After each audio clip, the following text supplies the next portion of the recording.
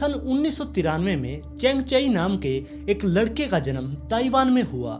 वो बचपन से ही एक अमीर फैमिली में पैदा हुआ था और उसके माता पिता का वाटर और इलेक्ट्रिसिटी का बिजनेस था, जिसकी वजह से उनके पास बहुत ज़्यादा पैसे थे। और इसी वजह से जब ये बड़ा हो रहा था, इसके माता पिता चाहा करते कि ये सबसे टॉप पर रहे, यानी कि पढ़ाई में भी ये नंबर 1 रहे और अगर ये खेल कूद में जाए तो वहाँ पर भी ये नंबर 1 रहे। इसलिए इसके ऊपर दबाव पड़ना शुरू हो गया। इसके माता पिता इसके ऊपर कुछ ज़्यादा ही उम्मीदें लगाए हुए थे। वो इसको हर बार यही कहा करते कि तुम्हें एक ऐसा एग्जाम्पल सेट करना है ताकि जो तुम्हारा छोटा भाई है वो तुम्हें देखकर बहुत कुछ सीख सके। लेकिन जो ये चैंग था, ये बहुत ही ज़्यादा इस चीज़ से नर्वस रहने लगा। इसकी दिमागी हालत धीरे धीरे खराब हो रही थी, क्योंकि एक तो इसके माता पिता इससे इतनी ज़्यादा उम्मीदें लगाए हुए थे। उन्होंने इससे ये पूछा ही नहीं कि तू क्या करना चाहता है। अब धीरे धीरे इसके स्कूल में 2-4 ही फ्रेंड थे जिनसे ये अपने मन की बात कर लिया करता और अकेला ही ये घर के अंदर सारा दिन पड़ा रहा करता। घर पर अकेले रहने की वजह से अब इसको अपना अकेलापन दूर करना था, जिसकी वजह से ये हॉरर नॉवेल्स पढ़ना शुरू कर देता है और साथ में ये ऐसी मूवीज देखने लगा जिसके अंदर बहुत ज़्यादा क्राइम होता है। और ऐसा ही अब इसका दिमाग होता जा रहा था। और एक बार तो इसने जब ये स्कूल में पढ़ा करता, उस टाइम पर जो एक लड़की थी यानी कि इसकी क्लासमेट, उसको इसने जान से मारने की धमकी भी दे दी थी। और उस लड़की ने बाद में ये भी बताया था कि स्कूल टाइम के अंदर ये अपने पास एक चाकू रखा करता और हर टाइम इस फिराक में रहा करता कि कोई टीचर इसको छेड़े और ये उस टीचर का कत्ल कर दे। लेकिन कैसे ना कैसे करके इसने अपनी स्कूल की पढ़ाई पूरी कर ली। उसके बाद इसने national defence university department of power में इंजीनियरिंग करने के लिए वहाँ पर दाखिला ले लिया। अब वहाँ पर ये धीरे धीरे अपनी पढ़ाई कर रहा था और ऐसे ही चलते चलते अब साल 2013 का समय आ चुका था और 2013 आते आते इसने सेकंड सेम के अंदर अपनी पढ़ाई करना ही छोड़ दिया, जिसकी वजह से ये सेकंड सेम में अब फेल हो चुका था। लेकिन जो इसके कॉलेज वाले थे उन्होंने इसको अल्टीमेटम दिया। इसने दोबारा से पढ़ाई की और इसने अपना सेकंड सेम कंप्लीट कर लिया। इसके बाद अब इसने और किसी यूनिवर्सिटी में जाने की सोची और इसने अपनी पढ़ाई करके पेपर दिए, लेकिन पेपर में ये फेल हो गया, जिसकी वजह से अब इसका दिमाग खराब होता जा रहा था। क्योंकि एक तो ये फेल हो गया और ऊपर से इसके पिता को इस पे इतनी ज़्यादा उम्मीदें थी और वो उम्मीदें अब टूट चुकी थी, जिसकी वजह से इसके पिता इस पर इतना ज़्यादा गुस्सा हो गए कि वो इसकी शक्ल भी देखना नहीं चाहते थे। और फिर इसके बारे में इसने अपने एक दोस्त ली को बताया कि मेरा ऐसा दिमाग खराब हो चुका है कि मेरा ऐसा मन कर रहा है कि मैं किसी को मार दूं। लेकिन इसके दोस्त ने इसको समझाया कि इस सब में कुछ भी नहीं रखा, तुम जो कुछ भी आगे फैसला लो वो थोड़ा सोच समझ कर लेना। लेकिन इसके दिमाग पर तो कुछ और ही सवार था। फिर कुछ टाइम और बीतता है। कुछ टाइम बीतने के बाद अब जो ये चैंग था, इसने अपने दोस्त ली को एक दिन मैकडॉनल्ड्स में मिलने के लिए बुलाया। जब ली वहां पर पहुंचा तब इसने बताया कि यानी कि चैंग ने ली से बताया कि मेरा मन कर रहा है कि मैं किसी का यहाँ पर कत्ल कर दूं। लेकिन ली ने वहां पर एक अच्छे दोस्त की भूमिका निभाई। उसने इसको शांत किया और इसको बहुत समझाने की कोशिश की, लेकिन डिप्रेशन की वजह से ये अपने फैसले पर कायम था। ये उसकी कोई भी बात नहीं सुनता और वहां से बाहर निकल जाता है और बाहर जाकर ये चाकू ढूंढने लगता है, यानी कि किसी शॉप पर गया और वहां से इसने एक चाकू खरीद लिया। और फिर इस सब के बाद 21 मई 2014 की शाम आती है। शाम के 4:30 का टाइम था। ये वहीं के यानी कि ताइवान के एक मेट्रो स्टेशन पर पहुंचा जिसका नाम था ताइवान MRT। अब इस मेट्रो स्टेशन पर पहुंचकर इसने अपने पास एक चाकू भी छुपाया हुआ था और वहीं पर शाम के टाइम पर जो वहां पर लोग आ रहे थे उस मेट्रो में जाने के लिए, वो अपने काम धंधे से थक हार कर इस मेट्रो पर चढ़कर अपने घर जाने के लिए इस स्टेशन पर पहुंचे थे। अब वो सारे के सारे लोग अब मेट्रो में चढ़ने लगे और उसी ट्रेन के अंदर अब ये चैंग भी चाकू के साथ चढ़ गया। उन लोगों को इस बात का कोई अंदाजा ही नहीं था कि उनके सामने कितना बड़ा खतरा आने वाला है। और धीरे धीरे अब वो ट्रेन वहां से चलना स्टार्ट होती है और उस स्टेशन के अलावा भी वहां पर 135 गार्ड तैनात किए गए थे ताकि वो उस मेट्रो स्टेशन की सुरक्षा कर सके। लेकिन उन सब के बावजूद भी ये चैंग अपने साथ चाकू लाने में इस मेट्रो स्टेशन में कामयाब हुआ। और जैसे ही वो ट्रेन वहां से निकलती है, अब धीरे धीरे वो दूसरे स्टॉपेज की तरफ जा रही थी और सारे थके हारे व्यक्ति वहां पर बैठे हुए थे। इसी बीच में चैंग ने अपनी जेब से वो चाकू निकाला और उसने अपना कार्यक्रम शुरू कर दिया। उसने लोगों को चाकू मारना शुरू कर दिया। वो बेरहमी से उन लोगों पर हमला किए जा रहा था। कोई भी उसके सामने आता उसी पर वो चाकू से वार कर रहा था, जिसकी वजह से बहुत लोग वहां पर घायल हो गए। चारों तरफ चीख पुकारे होने लगी। लोग उसे रोकने के लिए हाथ जोड़ने लगे, उससे विनती करने लगे, लेकिन वो तो अपने माइंड को सेट करके आया था। वो वहां पर चाकू घुमाए जा रहा था, लोगों के लगे जा रहे थे। चारों तरफ खून खराबा, चारों तरफ खून बिखरा हुआ था और ये दृश्य बहुत ही ज्यादा भयानक था।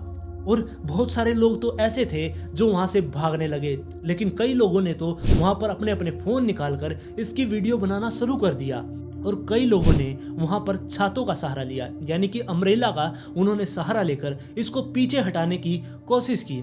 वो इसको मारना भी चाह रहे थे, लेकिन इसके हाथ में चाकू था, इसकी वजह से वो बस खुद को प्रोटेक्ट ही कर पा रहे थे। कई लोग जो घायल हो चुके थे, उनके चारों तरफ जो लोग ठीक थे उन्होंने घेराबंदी कर ली ताकि वो इन पर दोबारा हमला ना कर सके। और इस सारे हादसे में वहां पर 4 लोगों की मौत भी हो गई, जिसमें से एक 26 साल का स्टूडेंट था जो कि पीएचडी कर रहा था और उसका नाम जांग यांग था। और दूसरा व्यक्ति सिया चिंग यून जिसकी उम्र 28 साल थी। और तीसरा व्यक्ति पेन पिंचू जिसकी उम्र 47 साल थी। और इसके अलावा जो चौथा व्यक्ति था लियू यून, उसकी उम्र 67 साल थी। चैंग ने इनके ऊपर हमला करने से पहले इनकी उम्र भी नहीं देखी कि वो कितने बुजुर्ग हैं, उससे उम्र में कितने बड़े हैं, लेकिन उसने उन सबको मार डाला। 4 लोगों की यहाँ पर मौत हो चुकी थी और जो 24 लोग थे वो इस हादसे में घायल हो गए थे। और 10 लोगों की यहाँ पर बहुत ही ज्यादा गंभीर हालत थी, वो किसी भी वक्त मर सकते थे। अब ऐसे ही ट्रेन चलती चलती नेक्स्ट स्टॉपेज पर पहुंचती है। वहां पर ट्रेन के दरवाजे खुलते हैं, लोगों के बीच में भगदड़ मच जाती है। लोग अपने ट्रेन से निकलकर बाहर की तरफ अपनी जान बचाने के लिए भागते हैं। और कई लोग तो ऐसे थे जो बहुत ही ज्यादा गुस्से में थे और गुस्से आई भीड़ अब उसके ऊपर टूट पड़ी, यानी कि चैंग को उन्होंने धर दबोचा, उसके ऊपर हमला कर दिया। उन्होंने उसको मारना पीटना शुरू कर दिया, उसके लात मुक्के मार रहे थे, उसका गला दबा रहे थे और उसके हाथ से चाकू भी गिर गया। अब जब ये सारा होता हुआ वहां पर ये सीन जब वहां के गार्डों ने देखा, वो भागकर वहां पर आते हैं और चैंग को अपनी हिरासत में ले लेते हैं। भीड़ को भी उन्होंने शांत किया और चैंग को उन्होंने साइड में बैठा दिया, जिसके बाद उन्होंने इमरजेंसी नंबर पर फोन किया और वहां पर एम्बुलेंस को बुलाया ताकि जितने भी लोग यहाँ पर घायल हुए हैं उनको जल्दी से उपचार मिल सके। और साथ में उन्होंने पुलिस को भी बुला लिया था और पुलिस आने के बाद उन्होंने चैंग को पुलिस के हवाले कर दिया। और जब पुलिस वाले चैंग को वहां से लेकर अपने साथ चले गए, जब उससे वहां पर पूछताछ की गई, तब उसने बहुत ही चौंकाने वाले बयान दिए। उसने कहा कि अगर ट्रेन में मेरा परिवार भी मेरे सामने होता तो मैं उन्हें भी नहीं छोड़ता, उनको भी मैं मार देता। अब पुलिस वालों ने इसे उकसाने के लिए इससे कहा कि अगर ट्रेन में हम होते तो तुम क्या करते? तब उसने यही जवाब दिया कि तुम भी मेरे हाथों मारे जाते।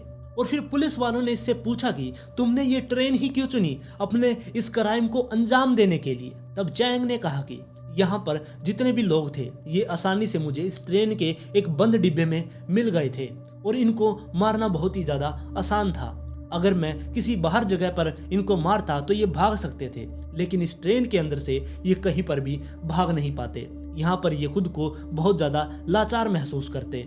इनके पास ना तो कोई भागने का टाइम था, ना ही ये ट्रेन से कहीं बाहर जा सकते थे, इसलिए मैंने इस ट्रेन को क्राइम करने के लिए चुना। और फिर चैंग से ये भी पूछा गया कि तुम्हारा इसके पीछे का मकसद क्या था, कि तुमने जो ये इतना बड़ा कांड रच दिया इसके पीछे का तुम्हारा क्या मकसद था? तब चैंग ने कोई अच्छा सा जवाब नहीं दिया। उसने बस यही कहा कि मैं बचपन से ही सिंगल हूँ, मेरी कोई गर्लफ्रेंड नहीं बनी, मैं किसी के साथ इंटीमेट नहीं हुआ, जिसकी वजह से मेरे अंदर बहुत ज़्यादा फ्रस्ट्रेशन भरी हुई थी। अब मैं फ्रस्ट्रेट होकर मैंने इनके ऊपर हमला कर दिया। और फिर जब वो शांत हो गया तब पुलिस वालों ने उससे ये भी पूछा कि तुम्हें कोई पछतावा है कि तुमने 4 लोगों की जान ले ली है? तब उसने कहा कि मुझे कोई भी पछतावा नहीं है, जो कुछ हुआ है वो सब कुछ ठीक है। और चैंग के ऐसे जवाब सुनकर पुलिस वालों को लगा कि इसका दिमागी संतुलन हिला हुआ है, जिसके बाद उसे अब हॉस्पिटल ले जाया जाता है। वहां पर उससे बहुत सारी पूछताछ की जाती है, उसका दिमाग का चेकअप किया जाता है। तब बहुत सारी बातें खुलकर सामने आती है। जो ये चैंग था ये बहुत ही ज़्यादा डिप्रेशन में जा चुका था और ये खुद को मारना चाहता था, लेकिन इसके अंदर इतनी हिम्मत नहीं थी कि ये खुदकुशी कर सके, जिसकी वजह से इसने ये वाला रास्ता अपनाया। इसने सोचा कि अगर मैं किसी को मार दूंगा तो मुझे अदालत से मौत की सज़ा मिलेगी और मैं मर जाऊंगा। और इसने ये भी बताया कि अगर मैं किसी एक व्यक्ति को मारता तो शायद मुझे आजीवन कारावास की सज़ा होती, और इसके अलावा जब मैं बहुत सारे लोगों को एक साथ मार दूंगा तो मुझे पक्का ही मौत की सज़ा मिलेगी। ये सोचकर मैंने इस ट्रेन के अंदर ये सारा कांड रचा। और इसके बाद इसे हॉस्पिटल में ले जाया जाता है। वहाँ पर इसका ट्रीटमेंट होता है, जो इसकी चोट वगैरह लगी थी इसकी मरहम पट्टी की जाती है। उसके बाद इसे जेल के अंदर भेज दिया जाता है। जब तक इसकी ट्रायल स्टार्ट नहीं हो गई तब तक ये एक काल कोठड़ी के अंदर इसको डाल दिया गया, और वहाँ पर एक कैमरा भी लगा दिया था 24 घंटे इसके ऊपर नज़र रखने के लिए, ताकि ये अंदर कुछ और हरकत ना कर सके। और चैंग के जेल में जाने के बाद उसके भाई को बुलाया गया उससे पूछताछ के लिए, और जब वो उससे पूछताछ कर रहे थे पुलिस वाले, तब चैंग का छोटा भाई वहाँ पर रोने लगा। वो बहुत बुरी तरीके से वहाँ पर रो रहा था और उसने बस यही कहा कि मैं अपने बड़े भाई को एक अपना बचपन से ही हीरो माना करता। उन्होंने जो ये कुछ करा है उससे अब मैं क्या ही कह सकता हूँ। और साथ में जो उसके माता पिता थे वो भी इस चीज़ से उनकी भी गर्दन नीची हो चुकी थी। उन्होंने भी सब लोगों से माफ़ी मांगी। वो पब्लिक में आकर उन्होंने सबके सामने झुककर माफ़ी मांगी कि उनके बेटे ने ऐसा एक बहुत घिनौना अपराध कर दिया है। और जब चैंग ने ये क्राइम किया उस टाइम पर इसके माता पिता को विश्वास ही नहीं हुआ। उन्होंने न्यूज़ में देखा तो था लेकिन वो विश्वास नहीं कर पा रहे थे। उनको ऐसा लगा कि कोई प्रैंक वगैरह चल रहा है, उनके साथ उनका बेटा एक प्रैंक कर रहा है, क्योंकि उस टाइम पर चैंग को तो कैंपस के अंदर होना चाहिए था, जिसकी वजह से वो इस सारी चीज़ों को ये प्रैंक सोच रहे थे। लेकिन जब उनको बाद में सच में पता चला कि उनके बेटे ने ऐसा क्राइम कर दिया है तब उनकी गर्दन शर्म से नीचे हो गई। और चैंग के पिता ने ये भी कहा कि जो उसने क्राइम किया है उसकी सजा उसे मिलनी चाहिए। मैं उसकी तरफदारी नहीं करूँगा, अगर उसे मौत की सजा भी मिलेगी तो वो भी मुझे मंजूर है। और फिर 21 जुलाई को इसका ट्रायल स्टार्ट होता है और ऐसे ही तारीख पे तारीख पड़ती जाती है। और 6 मार्च 2015 के दिन इसको 4 कत्ल के लिए दोषी ठहराया गया और 22 अटेम्प्ट टू मर्डर करने के इसके ऊपर चार्जेस लगे, जिसकी वजह से इसने जो 4 लोगों को मारा था उसके लिए इसको मौत की सजा सुनाई गई। और जो इसने 22 लोगों को मारने का प्रयास किया था उसकी वजह से इसे 144 साल की जेल की सजा सुनाई। और जो चैंग ने हमला किया था उससे 10 दिन बाद ही उस मेट्रो वालों ने, यानी कि वो स्टेशन वालों ने इसके ऊपर 2.61 मिलियन ताइवान डॉलर का मुकदमा दायर कर दिया था। और इसके बाद 10 मई 2016 को इस राशि को बढ़ा दिया गया, यानी कि इससे ज़्यादा इसको पैसे उनको देने थे। और फिर शाम को इसको इसका मनपसंद खाना दिया गया। खाना खाने के बाद इसको वो जल्लाद वहाँ से उठाकर लेकर जाते हैं। इसको एनेस्थीसिया दिया जाता है और इसके सीने में जल्लाद ने गोली मार दी, जिससे चैंग का यहाँ पर एक अंत हो गया। और चैंग की मौत के बाद उसके माता पिता ने ये सब कुछ पब्लिक में आकर कहा कि उसकी जो ये उसने कांड रचा है उसका जिम्मेदार वो खुद ही है। अगर वो ऐसी क्राइम वाली मूवी नहीं देखता, अगर वो हॉरर नोवेल नहीं पढ़ता तो वो कुछ ऐसा करता ही नहीं। अब आप लोग ही बताइए, इसमें चैंग की गलती थी या उसके माता पिता की, जो उसके ऊपर इतनी ज़्यादा उम्मीदें लगाए हुए थे, या फिर उसको किसी डॉक्टर को दिखाना चाहिए थे। आप लोग इस कहानी के बारे में अपनी राय मुझे कमेंट में जरूर दें। और आज की कहानी में बस इतना ही। अगर आप इस चैनल पर पहली बार आए हैं तो चैनल को सब्सक्राइब कर लें, वीडियो पसंद आई तो लाइक एंड शेयर जरूर करें, और जल्द ही मिलते हैं ऐसे ही एक और इंटरेस्टिंग केस के साथ।